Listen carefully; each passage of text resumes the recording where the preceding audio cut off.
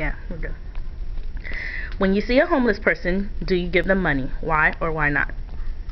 I probably, on occasion, would give some change. Panhandling isn't very common, I don't think, in Southwest Florida, at least not to the extent where people are coming up to your cars at traffic lights. Interstate exits, things like that, maybe you'll see sometimes. People, I think, don't carry cash that much anymore, so for that reason, I might not be too likely to give a homeless person change or cash simply because I don't have it with me. I would be a lot more likely to give a homeless person like a bottle of water or something like that. For instance, I visit Tampa frequently, and there's a lot of homelessness up there, and commonly at intersections you'll see homeless people. So if I go to the gas station to buy a bottle of water, I'll get an extra one, you know, because I can pretty much count on the next stoplight I stop at, there's going to be a homeless person. I'll open the window and hand that to him. But I don't think there's any point in saying I'm not going to give a homeless person money because they're going to do X with it, because they're going to do X anyways. So, you know, I don't think that's up to me. If I'm going to help this person, it's just for the matter of me helping them. It's not up to me to say what they do with it. How do you think homeless people eat? I drive by a soup kitchen every day, and it's the one on MLK, and I see lots of people there all the time. So I'm assuming that's one place that they eat. Also, I hear on the radio, and I know about food banks and things like that that provide food. Obviously, there's probably, no matter how big the supply is, there's always going to be a greater need, but I think that those places probably do a very good job. I see one gentleman in particular every day when I drive home from work, and I know he's homeless. He's always sitting in the same spot.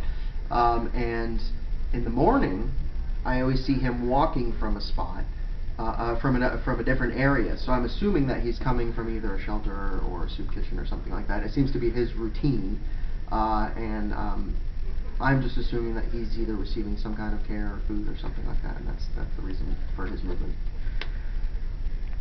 What could we do to help decrease homelessness in Southwest Florida? Well, I think that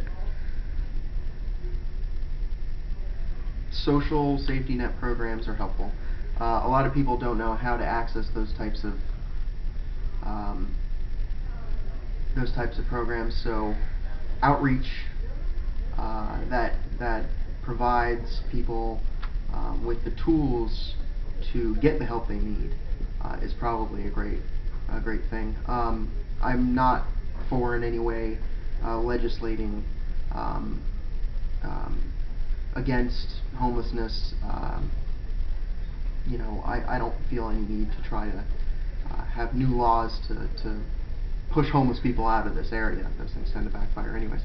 But I think that more of the same is probably a good thing. More food banks, more shelters, you know. I'm just guessing, but I doubt that there's ever empty beds at the Salvation Army. So I think that more shelters, more soup kitchens, more food banks are a wonderful thing. And then again, for those that don't know how to use those resources, outreach programs. Another huge problem, I think, with homelessness is mental health, and I think that's another good way that help could be given. Homeless people most likely aren't getting, you know, say medications that they might need for psychological health, and programs to address that issue as well may not only help the person get what they need, but may take away some other huge problem that they have to help them get their life back on track, assuming, of course, that they don't want to be homeless. Thank you. You're welcome.